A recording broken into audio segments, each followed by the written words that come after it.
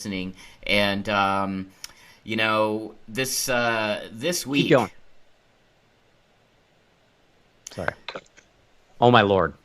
th- I just didn't. Why did I do? I don't know. Did I just break everything? You just broke right in. uh, ladies and gentlemen, shit. you're not going to believe who's ladies, here. ladies and gentlemen, I didn't even know this guy, but apparently someone who looks like Andrew Yang just burst in on this phone call. Andrew Yang, everybody, just want to say this is exactly how we rehearsed it. So just want to say salute, and we may do this again. We may not. We may just keep it in. I think. Oh, we should definitely keep it in. Yeah. Oh. This is. I just like how Andrew Yang can break into any Skype call he wants. Yeah. Yes, technology. I'm like the Kool-Aid man of Skype call.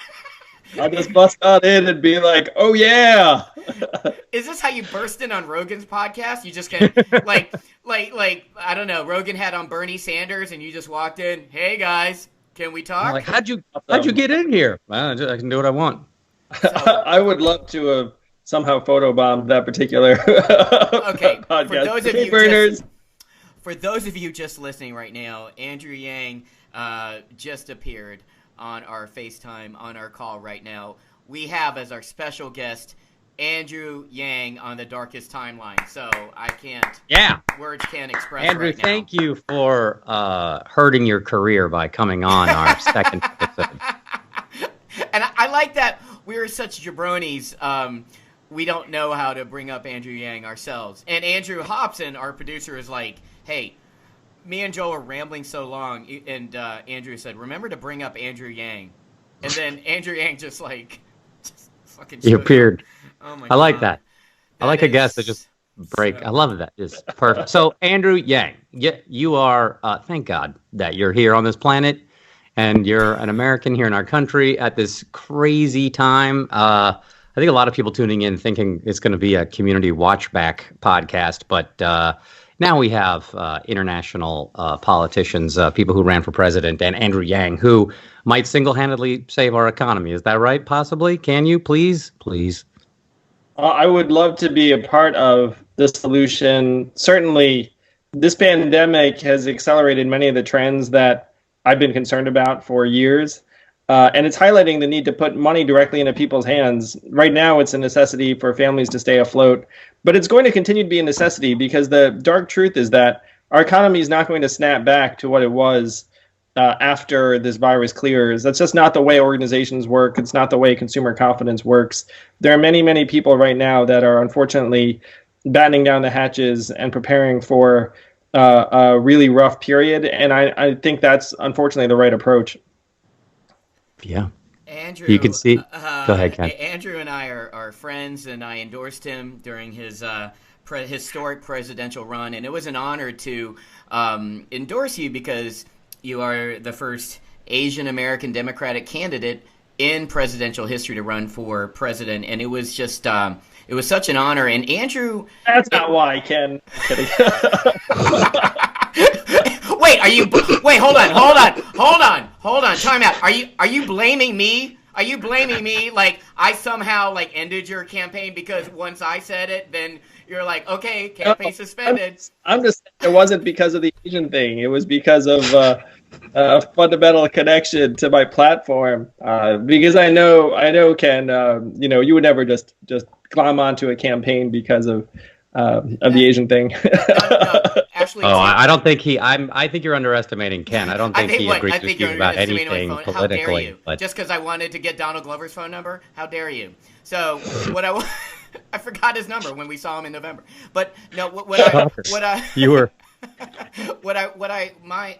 my big thing. It was funny. Andrew and I talked over the Christmas holidays, and it was fun. Like I did not want to endorse anyone without having just a consensus with my family, with my wife. And so you and I and my wife, Tran, we got on a phone call, and we really I mean, Tran did a very thorough job, just kind of talking policy, talking, exactly what UBI, Universal Basic Income, is all about. Talked about healthcare. We talked about so many issues for an hour, and I was thinking the whole time, both my wife and I we were just so stunned at how much time you took to talk to us and how patient you are with us. Because if anything, we asked you a lot of challenging questions, and we were really we were really just struck by how sincere you are and how authentic you are, and just it's really just an honor, man. It really is, dude. And we've talked so many times since. It's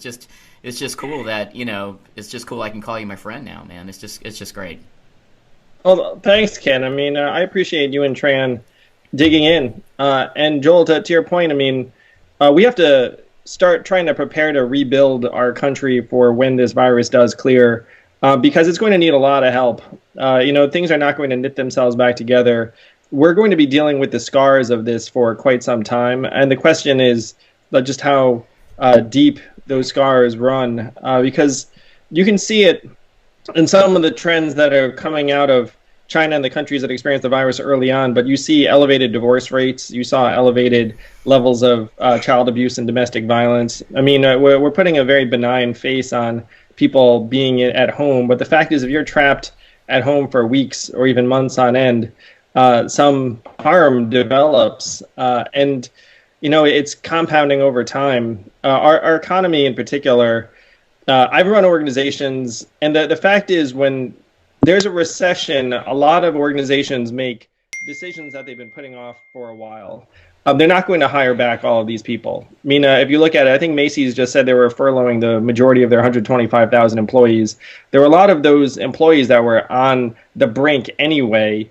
And then when they make the decision to furlough 125,000, they're not going to bring back 125,000 after the stores reopen, because they're going to expect a diminished level of business. So that these changes are going to be with us for a long time. I wish I had better news to report, but we have to start getting value into people's hands and rethink how our economy works very, very quickly.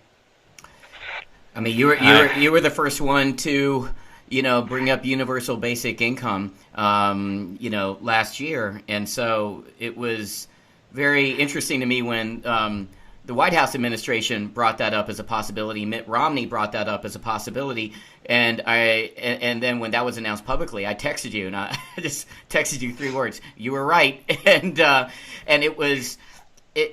I think you. What I love about you is that you are a visionary, and you are in many ways ahead of your time. But talking to you on a deeper level, you're also a realist, and it's very hard, especially in the Democratic Party, to kind of merge those elements of, maybe having some more moderate fundamentals with progressive fundamentals. It's like almost an impossible marriage, but somehow you pulled it off, and I really feel that that's why you connected with so many people, and that's why you transcended party lines. It was astonishing to see how many people across the board just gravitated towards you. And I think also you weren't negative at all. You were nothing but positive, and I felt like you were. I think that's the forward thinking that a lot of people, myself included, it's hard not to be negative. And how was it on the campaign trail, just keeping up with your humanity forward philosophy? I mean, I feel like you're the only candidate in either party to do that. I still don't know how you kept that up. Ken, what's funny is on the trail, when you interact with everyday Americans in Iowa, New Hampshire, or Ohio, wherever it is, it's actually pretty easy. It's like most people that come out to see you are just interested in improving their lives and trying to make things better for their family.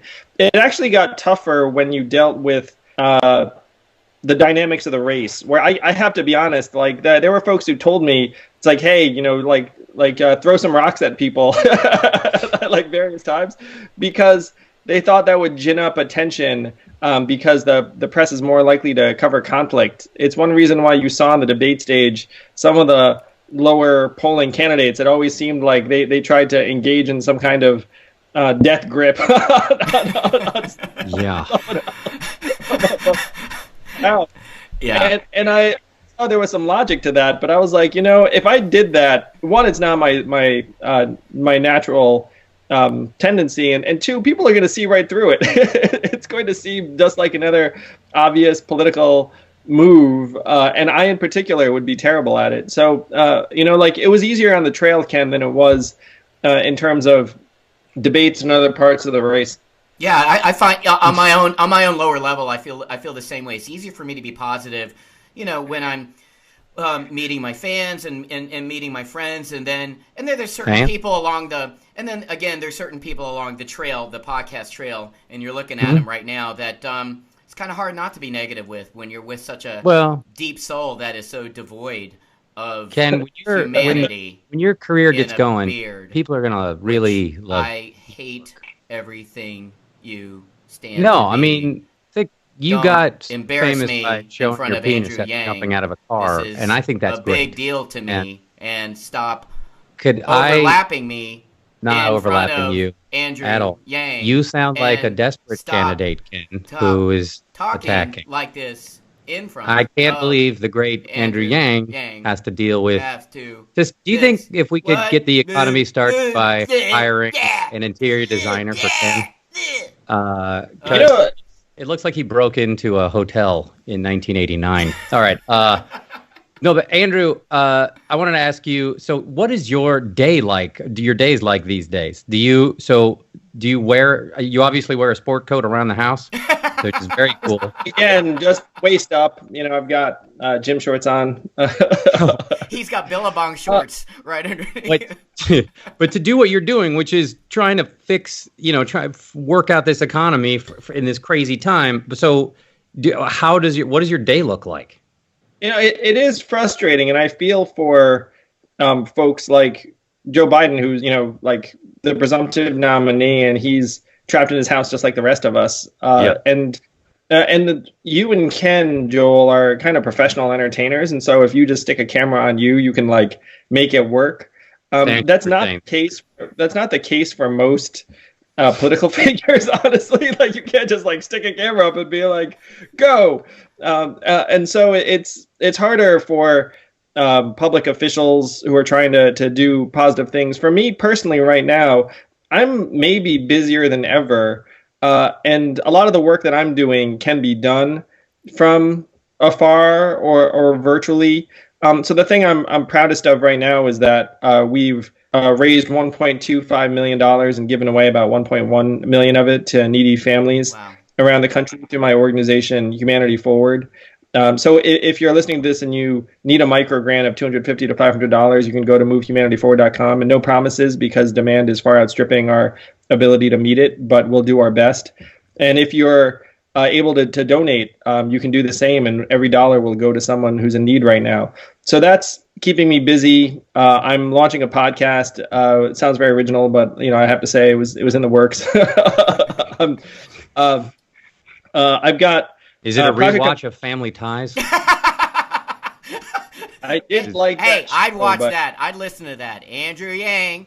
He does a Mallory rewatch. That's what I want. I would love, Andrew. You'd be like, well, this is where Mallory got her boyfriend Nick. Yeah, exactly. And then Nick goes, I love this. Hey, Mr. Keaton, hey! I would love that. I was a big Justine Bateman fan. You remember that movie she was in? I think it was called Satisfaction. Yes, I do remember that. If you haven't seen it, it's a classic of the era.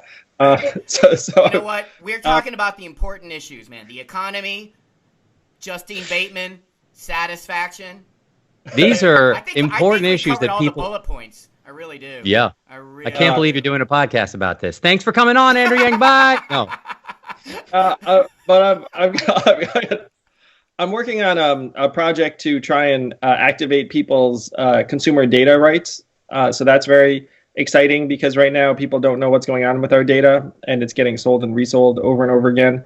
And there may be a way to actually get money into people's hands. I'm all about putting money into people's hands, as you know. So this may be a way to do that. I'm really excited about.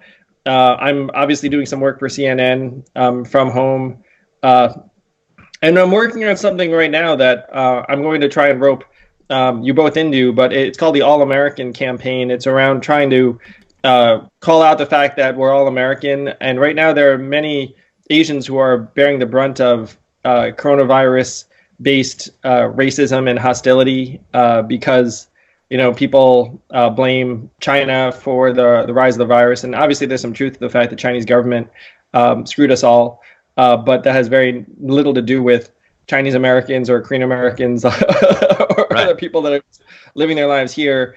So we're working on a campaign to try and call out the fact that we're all American and that we all need to stay together and pull each other up. And certainly many of my friends in the Asian American community are donating time, resources, money, like trying to buy masks for communities in need.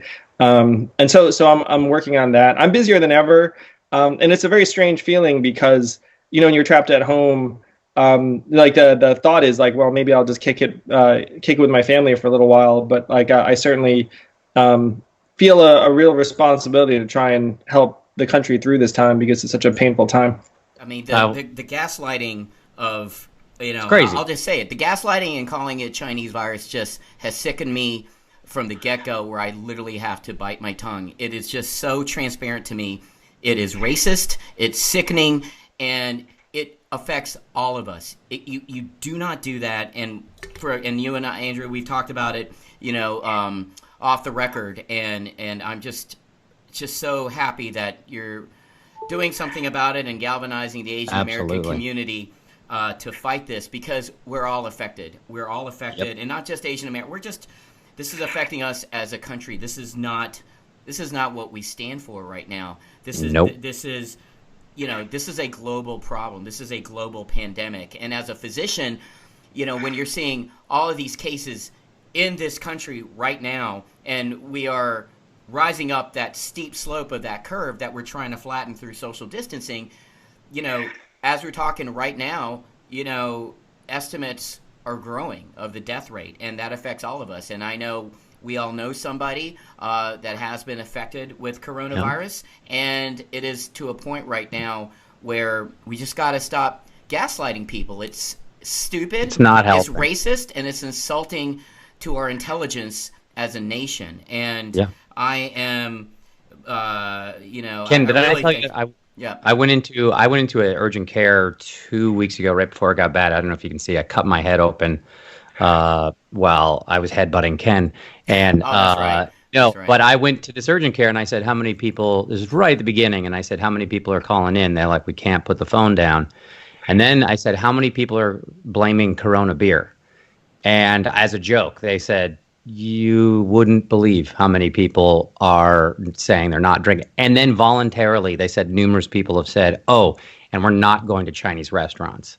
And I just thought, how ignorant, it's just incredible that, and yes, and obviously the White House needs to be the first to lead the in education. And so it's a mess.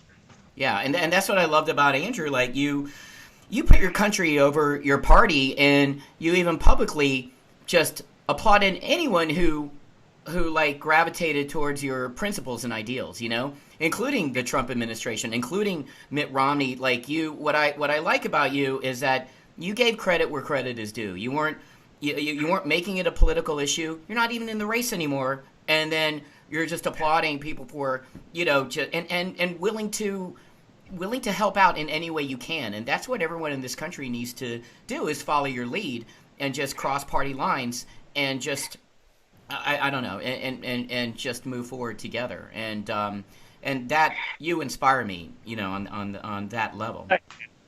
Yeah. The only silver lining that could come out of this time is if we do things differently on the way out. Like if we come together, if we have different kinds of solutions, like putting money directly into people's hands, which, as you guys know, I've been passionate about as like the best way to help people solve their problems and improve our lives. That's my hope for this, is that this is a terrible time. Like it's almost impossible to even try and find a silver lining in it. It's so destructive and devastating on so many levels. But the hope I have is that if we come out of this willing to do things differently, willing to come together across party lines, then maybe we can do things that actually help move the country forward on the way out of this crisis. Yeah. I mean, And yeah. No. Go ahead, please. No, why do you hate math so much? No. He likes it. That's what he. Oh! That's why it's on the thing. Yeah. I'm so sorry. I was got to get screwed. But does it look backwards? Because what's funny is it really was like a supporter who came up with the acronym "Make America Think Harder." A lot of the campaign was very organic and grassroots that way. But math started out as sort of a humorous aside in the campaign, but it actually embodied the fact that math is nonpartisan. Like, the facts don't lie, numbers don't lie. You can't wish them away, and you can't wish this virus away. This country, unfortunately, has gotten trapped in this two-party duopoly where you have like these two alternate versions of reality that are competing, and then there's this objective version of reality that like actually just out the window, and it doesn't serve any of us well if you have these two sides that are essentially will try and negate whatever the other side is doing. I have to ask you on a lighter note, why the no tie? Like on every debate state, what was your thinking behind it? Not wearing a tie to anything. I will happily lighten up, Ken. But like, I don't want to, be adding to what people are feeling. No, it was interesting. The first debate came up on the schedule. I hadn't been wearing a tie on the campaign trail. And so I said to the team, it's like, hey, am I wearing a tie to this thing? And so the first thing we did is we looked at the rule book. And the funny thing about the debate rule book is there's absolutely no dress code. So in theory, I could have worn, an ape costume or like whatever the heck. Like, there was no actual rule around it. Like a Who Farted T-shirt. Yeah. So we had one. That would have been outstanding if you had decided to dress up as an ape wearing a Who Farted T-shirt. That's a humble pitch, Andrew. Next time. Next 2024. Yes, we had a number of jokes. I could go with that T-shirt and blazer look, and the T-shirts could be like an advertisement for something. And then every commercial break, I would change T-shirt. It'd be a different color and a different message. So we had all sorts of thoughts around it. But the team looked at it and said, "Well, look, if you haven't been wearing a tie this whole time on the trail, do you really want to put one on for the debate?" And I was like, well, they'll just show up without a tie, and like it'll stamp me as a non-politician. I genuinely don't like ties because I had to wear one a lot as a teenager. I went to this boarding school that had a dress code, and so I had like this long time aversion to them because as a teenager I was stuck wearing them a lot. It was like a Dead Poet Society type school. Ken also hates wearing ties because he still doesn't know how to tie them, and no, it's not. Hey, whoa! It's not about. It's more. It's more of a jowl issue than like an inability to tie. But go on, Andrew. No, please. I would say that's also an issue. Go ahead. Sorry, Andrew. Please, sorry, Andrew. Enough about my chins. I have to say, community alums. I mean, you all have done such cool stuff. I feel like most of us, right, Joe? Like the breathing ground for people who've had outstanding careers. I mean, you two and Donald and everyone else. It must be fun. Like, do you guys ever have de facto reunions? We have one. Go ahead, that we referenced on the last podcast back in November. We had a reunion in LA, and Joe organized a dinner afterwards and brought everyone to his favorite steakhouse. And Dan Harmon, the creator, the whole cast of Community was there. And Joel brought Donald Glover to the dinner, and a lot of us hadn't seen him in a while, and it was the best night ever. And I wouldn't know because I blacked out. But anyway, it's not beside the point. Andrew Yang is beside the point. So, but we had such a great time, and we're to say that we're on a text. We're all on a text together. Yeah. Where right up to the very moment we started taping this podcast, we were texting because and now Community is now on Netflix, and so all this press just came out, and we were all making fun of it, and it's great that we all still like each other, and we look back on that time as a magical time that had a lot of hours. Well, the viewership is about to multiply because literally everyone's stuck at home, and Community is now on Netflix. Oh my gosh!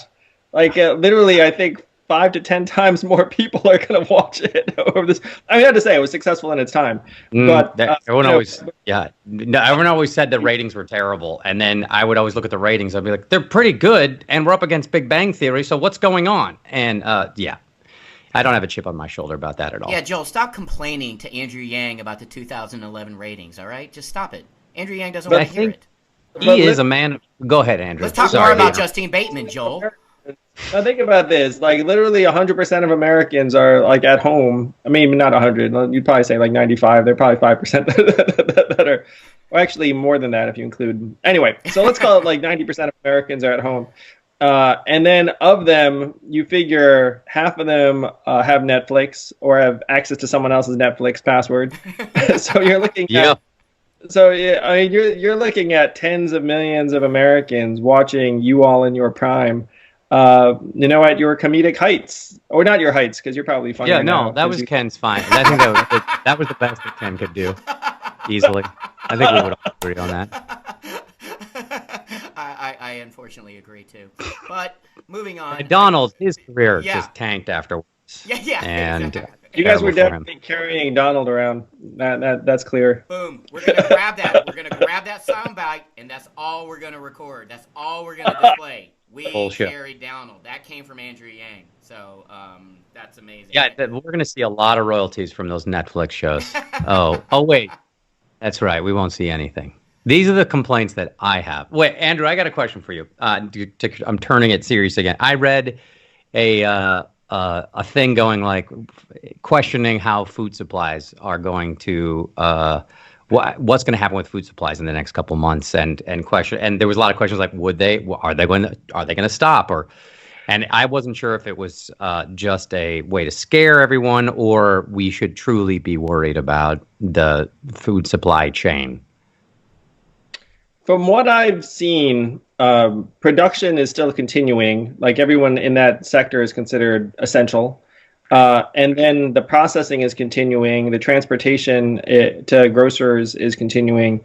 I haven't seen anything that leads me to think that any of that is being impacted because everyone in that industry is considered essential. Now, you are seeing a couple of like strikes at Whole Foods and things on the front end, but that's, in the scheme of what we're talking about, relatively marginal. I would be concerned if food producer companies and packers and truckers and like if I saw strikes in those sectors, that would be like a huge danger sign. But I haven't seen anything like that.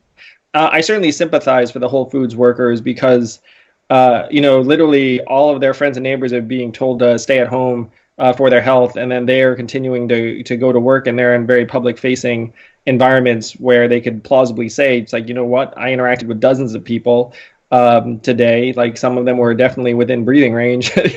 Like I'm like not getting exactly paid hazard duty pay, and so the fact that they're striking or protesting makes perfect sense to me. But I haven't seen anything that suggests our food supply is endangered in that way. What do you think of the run on toilet paper? I mean, I tweeted something that said, like, in theory, we'd be using the same amount of toilet paper as we ever did. Like, it's not like all of a sudden, like, you need like twice the volume. It's unfortunate.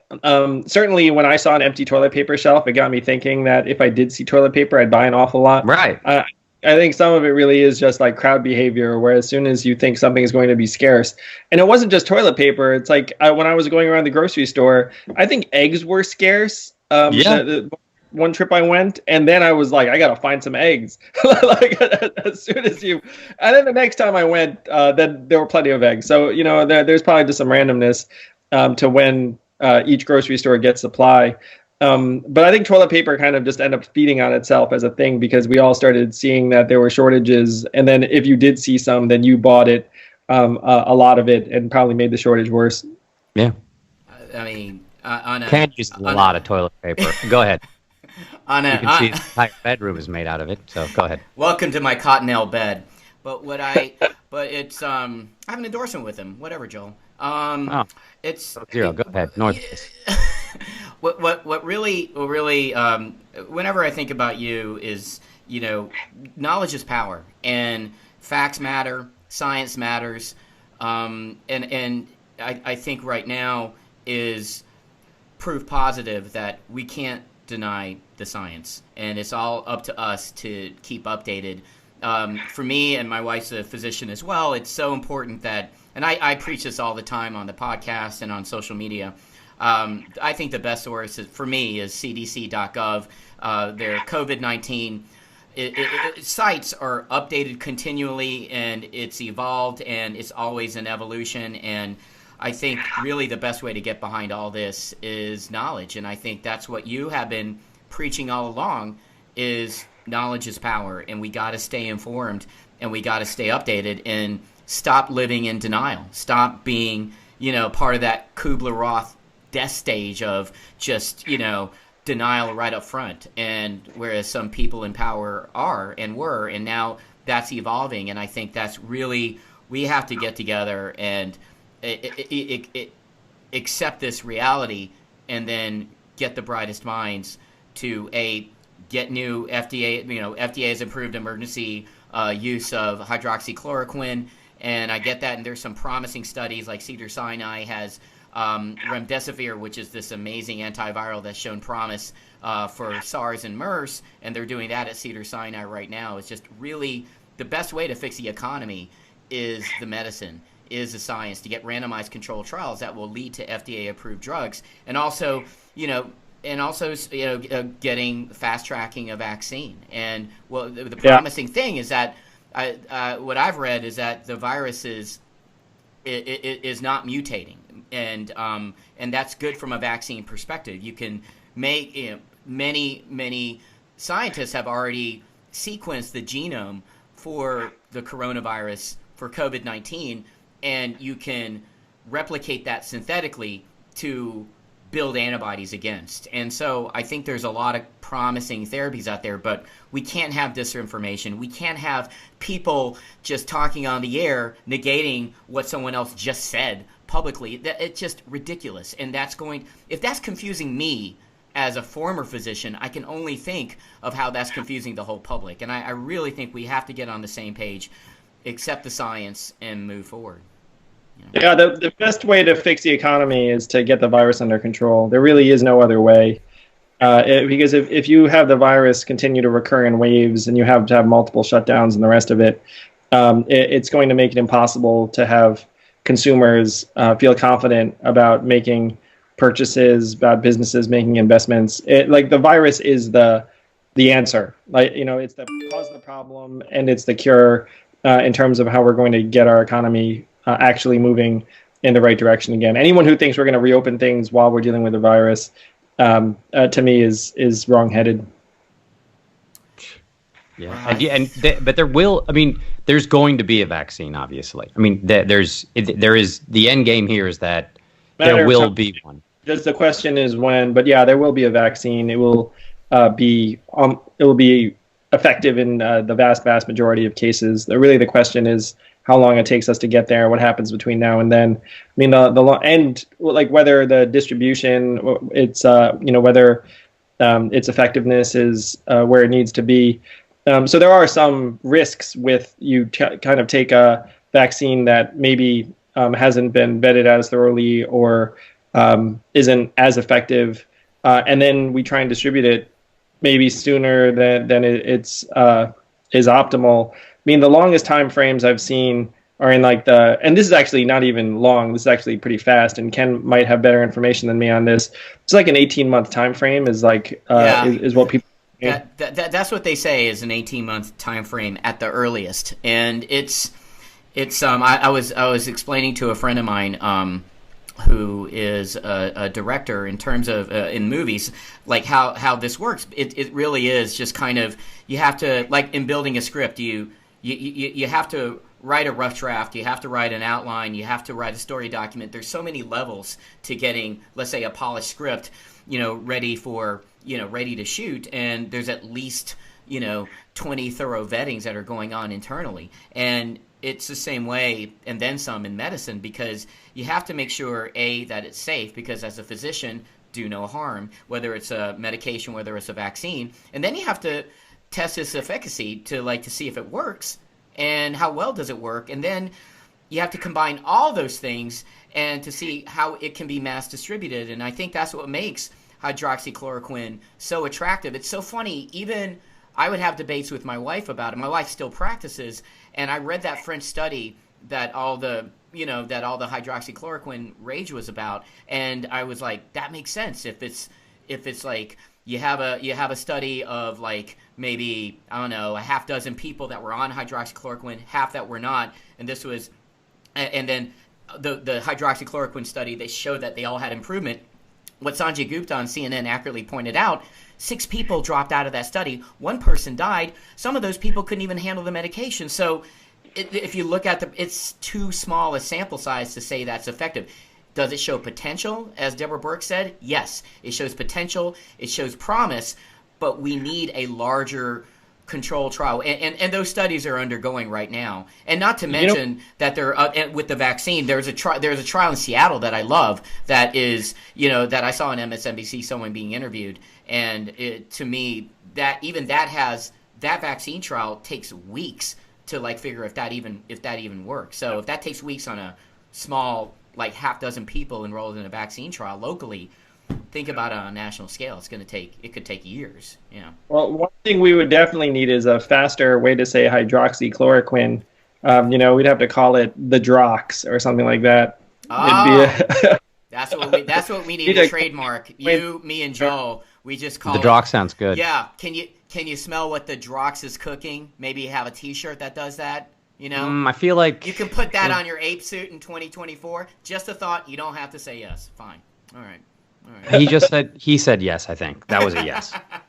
Maybe they'll see this podcast and they'll change the rules for the 2024 debates. They'll be like, we might want to put in some dress code. Hey, the DNC is bumping on the ape suit, and then you're like, well, Ken suggested it. And they're like, yeah, we know. So let's just not do that anymore. But Andrew, I just want to thank you for taking the time to come to talk to us, and thank you for continuing to inspire us. And please follow Andrew Yang on social media, and what he's doing right now, I say is even more significant, because right now he is making a difference on all levels and on all platforms and of all races. And I just want to thank you for just sharing your time and energies with us, and much love to Evelyn and your beautiful family, and just thank you. Hopefully we can reconvene under better circumstances and in person, and then we can talk together without Joel.